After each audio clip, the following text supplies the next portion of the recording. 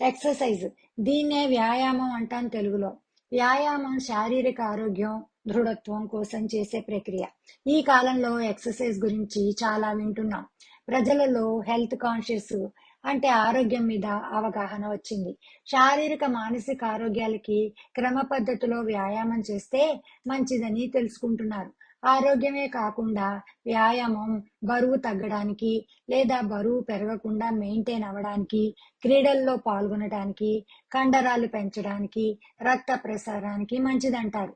శరీరం ఫిట్ గా ఉండడానికి, అందంగా కనపడడానికే కాకుండా ఆత్మవిశ్వాసాన్ని పెంచుతుందని కూడా భావిస్తారు. బ్లడ్ ప్రెషరు, షుగరు, కొలెస్ట్రాల్ లాంటి రోగాలు ఉన్నప్పుడు వాటిని పెరగకుండా చూసుకోవడానికి, రోగ నిరోధక శక్తిని పెంచడానికి కూడా చేస్తూ ఉంటారు. వ్యాయామానికి ఇలా చాలా ప్రయోజనాలు ఉన్నాయి. పూర్వం వ్యాయామం అంటే బస్కీలు తీస్తూ, బరువులు ఎత్తుతూ, బాడీ బిల్డర్లు కండరాలు పెంచి కుస్తీలు చేసే పెహల్వాన్లు చేసేదే అని అనుకునేవారు. మామూలు ప్రజలు వాళ్ళ లైఫ్ స్టైల్లోనే ఎక్సర్సైజ్ అయిపోతూ ఉండేది. మగవాళ్ళు పొలాల గట్ల మీద, చెరువు గట్ల మీద నడుస్తూ ఉండేవారు. ఒక ఊరి నుంచి ఒక ఊరికి కాలినడకన సైకిల్ తొక్కుకుంటూ వెళ్తూ ఉండేవారు. ఆడవాళ్ళు చెరువుల నుంచి నీళ్లు బిందెలతో పట్టుకురావడం, నూతిలోంచి నీళ్లు తోడడం, చెరగడం, రుబ్బడం, విసరడం, దంపడం లాంటివి చేస్తూ ఉండేవారు. క్రింద కూర్చుని పనులు చేసేవారు. నేల మీద పడుకునేవారు. దాంతో మాటి మాటికి లేచి కూర్చోవడం అవుతూ ఉండేది. పిల్లలు ఎంతసేపు బయట చెట్లెక్కి దుంకుతూ, గెంతుతూ, పరిగెడుతూ ఆడుకునేవారు.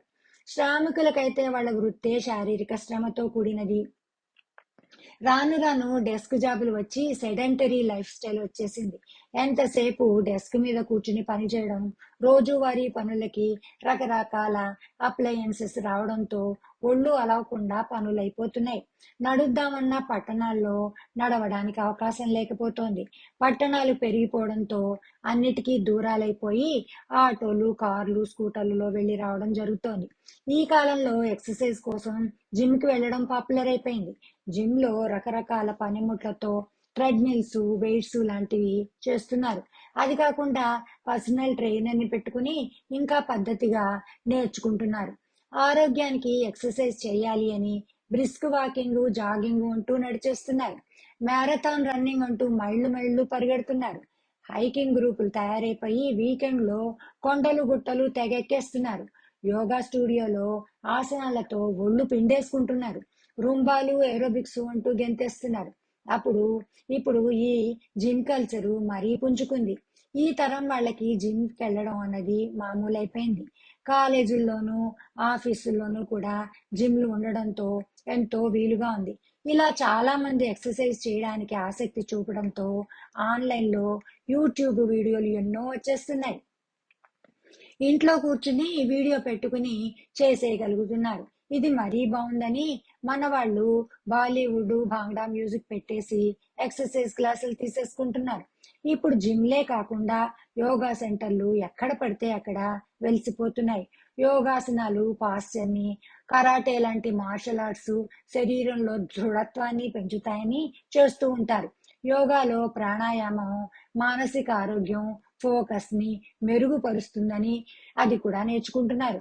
ప్రాణాయామము, మెడిటేషన్ ఇదివరకు మునులు, యోగులు, సన్యాసులు చేసేవారు అనుకునేవారు.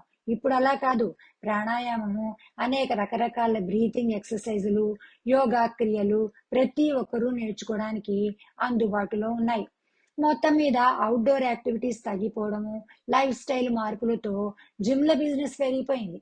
వాటర్ బాటిల్స్, ప్రోటీన్ షేకులు, ఎనర్జీ బార్స్, జిమ్ క్లోత్స్ ఇలా ఇంకా ఎన్నో రకరకాలు అమ్మేస్తున్నారు.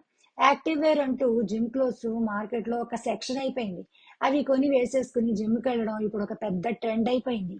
ఇవే కాకుండా యాపిల్, ఫిట్బిట్, వాచ్ల్లో హెల్త్ యాప్లు పెట్టుకుని 10,000 స్టెప్పులు అనుకుంటూ నడవడం రోజువారీ అలవాటుగా చేస్తున్నారు. సాధారణంగా ఎక్సర్సైజ్ చేస్తే వెయిట్ తగ్గుతుంది అనే అపోహలో ఉంటారు. పరిగెత్తడానికి ముందు ఎనర్జీకి, తర్వాత అలసిపోయామని, ఆకలేసి క్యాలరీలు బర్న్ చేసినంత తినేస్తే ఎక్కడ ఊళ్ళు అక్కడే ఉంటుంది.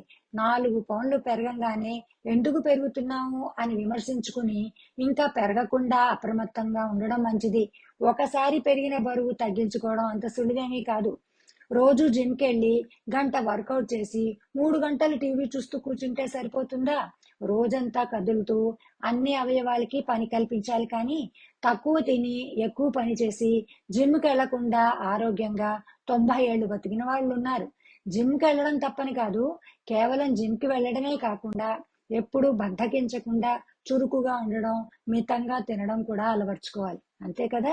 నా ఈ ఆడియో బ్లాగ్ నచ్చితే అందరితోనూ పంచుకోండి. ఉంటా మరి. ఉమాబొమ్మ కంటి.